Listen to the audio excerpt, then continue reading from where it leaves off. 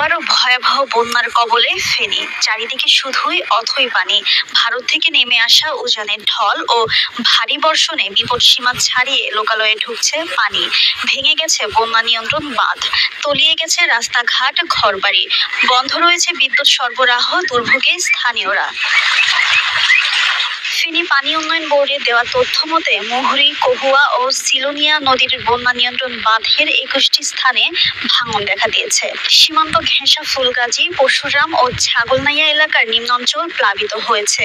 এতে ১০০টিরও বেশি গ্রাম প্লাবিত হয়েছে। সময় বাড়ার সঙ্গে প্লাবিত হচ্ছে নতুন নতুন এলাকা।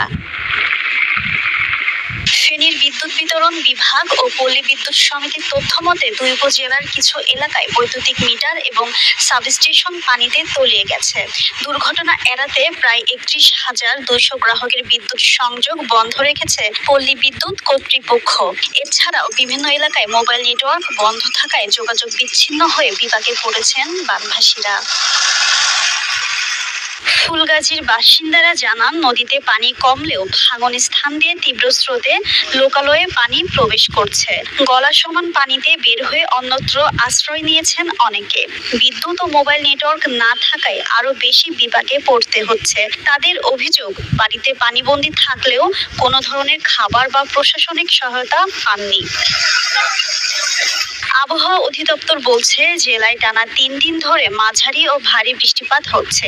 গেল বুধবার রাত ১২টা পর্যন্ত গত ২৪ ঘন্টায় জেলায় ৫৮ মিলিমিটার বৃষ্টিপাত রেকর্ড করা হয়েছে। বৃহস্পতিবারও জেলা জুড়ে হালকা বৃষ্টিপাত অব্যাহত থাকার সম্ভাবনা রয়েছে।